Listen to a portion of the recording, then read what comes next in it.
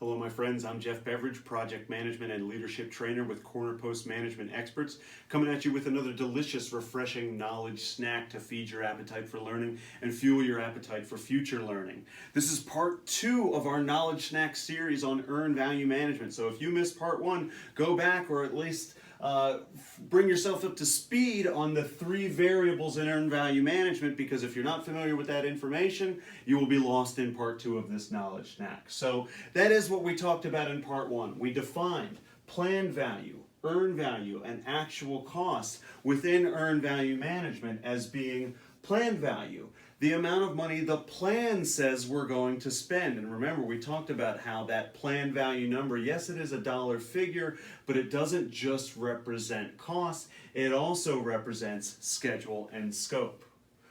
Earned value for the work we've completed, how valuable was that work to us?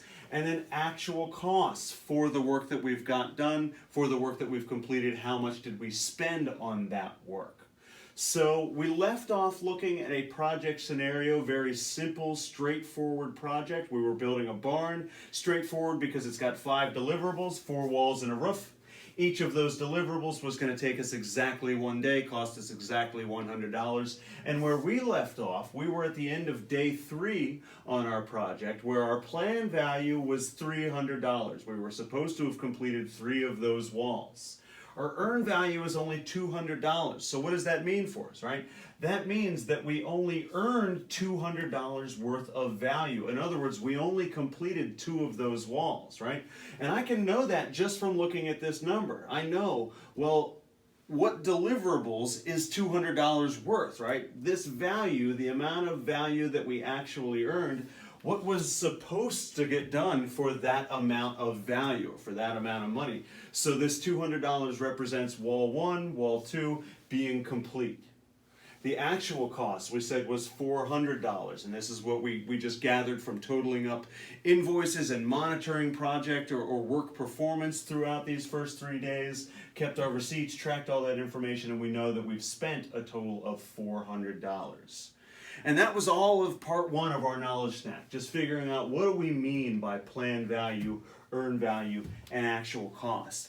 And what we want to get into now is what can we do with that information, right? What are we actually going to do? How does having planned value, earned value, and actual cost help us to measure performance on our project?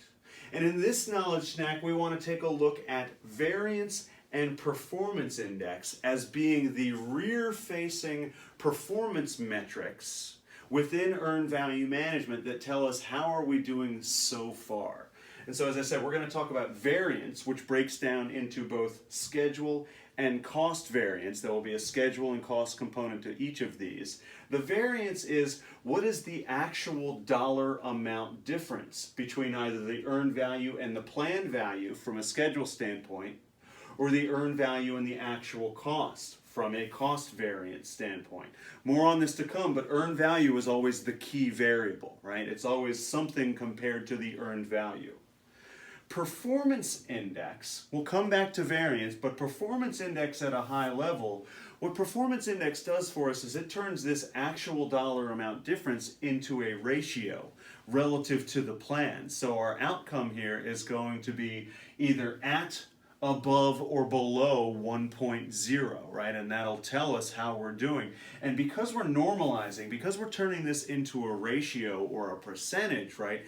This now allows us to compare different work packages within a project or different projects within a program or portfolio, allows us to compare those apples to apples, right? We can see how close or far am I from that 1.0 on target number in a performance index standpoint. And I don't have to know the total dollar value of the project, right? I just know, am I at, above, or below 1.0?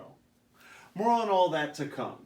Starting off with variance, schedule and cost variance. We want to show you how we calculate these numbers and then how we interpret these numbers. And good news, we've actually already done the calculations. We're going to walk through them together, but they're already done for us up here on the board, right? So our schedule variance, in this case, because schedule variance is earned value minus planned value, we take $200, our earned value, right? Our earned value of $200 minus our planned value of $300. 200 minus 300, that's how we get this schedule variance number of negative $100. And that negative is really important. Sometimes I talk with students, they say, oh, what's the difference between 200 and 300? It's $100. No, the difference, because it's 200 minus 300, recognize that that is a negative number.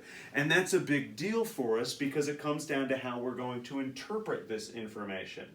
What we see is, with variance, both schedule and cost variance, the outcome will either be above or below or right at 0, right? If it's 0, any number minus itself is 0, so if it's 0, that means we're right on plan.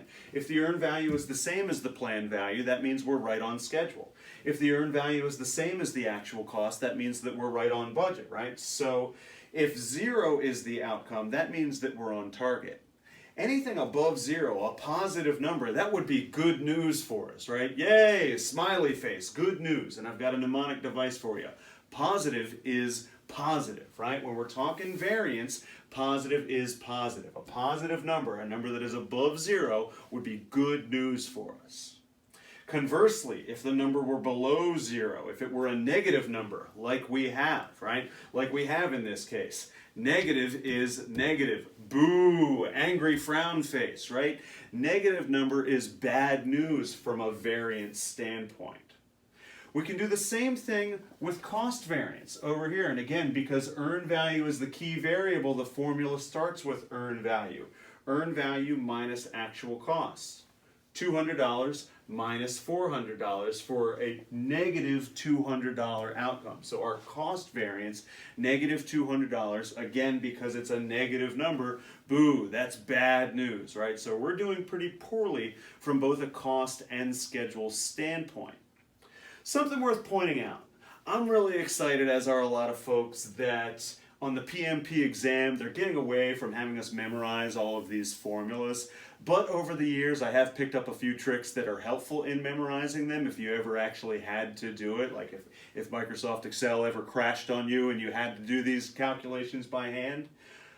The first variable is always going to be earned value, right? We said it's earned value compared to something. So it's going to be in variance, earned value minus something.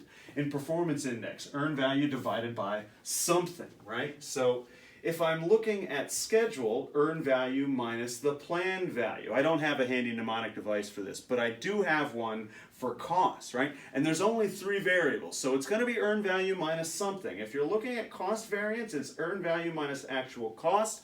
I hate to point out the obvious. It's the one with cost in the name, right? You want to use the one with cost in the name if you're looking at cost variance. Earned value minus actual costs. And then, like I said, not as handy of a mnemonic device, but it's the one without cost in the name. Earned value minus planned value. So we've got our variance, but again, remember that for the variance to be, for me to make sense of the variance, right, for it to have any relevance to me as a stakeholder, I would need to know the total value of the project. I would need to know that our total planned value is $500 here to know if this $100, $200 schedule and cost variance is actually a big deal.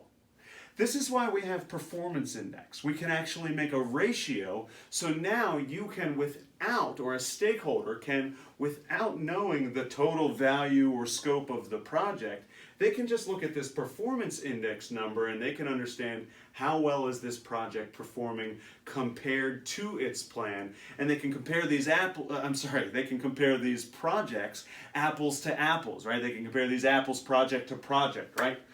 Forgive me. Back to business. Performance index. How do we calculate it? Schedule performance index, earned value, divided by planned value. Earlier it was a subtraction problem, right? Now it's the same exact equation, same variables in the same sequence, but now it's division. Earned value divided by planned value. In our case, schedule performance index, we're going to take that earned value of 200 divided by our planned value of 300. That gives us 2/3 or 0.66. We generally round off to 2 digits, or I should say truncate at 2 digits. You'll notice that I did not round up because even though it's ever so slight, I don't like to round up because then I would actually be inflating the schedule performance index. I'd be making it look slightly higher than it is. So I truncate that at 2 decimal places, 0.66, the earned value divided by the planned value, 200 divided by 300. Cost performance index. Now we're looking at earned value divided by actual costs. Again, 200 divided by 400. This gives us a nice clean and tidy 0.5. Clean and tidy as that might be, it's terrible news for us because how do we interpret this information? Above 1.0, remember we said that would be good news. Bigger is better. That's our trick for this one. 1.0 would be right on target. Any number divided by itself, again, would be 1.0, so that means we're right on plan. In this case, if the number is below 1.0, 0.66 and 0.55, right? Because that's below 1.0, boo, that's bad news for us. Angry frown face, that is bad news because the interpretation of that being below 1.0. Again, our mnemonic device here is bigger is better. The bigger the number, the better off you're going to be from a performance index standpoint. One word of caution I do always like to throw out. If the number is all that high, if you're well above performance, if you're overperforming on your project, right? Your performance index is 1.5, 2.0, 3.0, you're performing 300% better, right? Bigger is better. But you want to ask why, and you also want to ask, is that true, right? So sometimes when the number is looking really appealing, that is a good reason for us to ask, have I missed anything? Have we missed any invoices coming in? Have we miscalculated our earned value in any way? So as a general rule, bigger is better when we're interpreting performance index, but always remember that word of caution that there's you want to ask why there is such a thing as too big. So I'm Jeff Beveridge. This has been another knowledge snack brought to you by Corner Post Management Experts. I can think of a lot more we might have to say on the topic of earned value management, so we may be back for more on this topic in another future episode of this knowledge snack series. Thank you so much for joining us. If you found this helpful in any way, if you found this educational and you think others might get benefit, we want you to like it, share it, follow it, subscribe, pay attention to us, and share us on any platform that you're watching this video on. Thank you so much. Hope to see you very soon.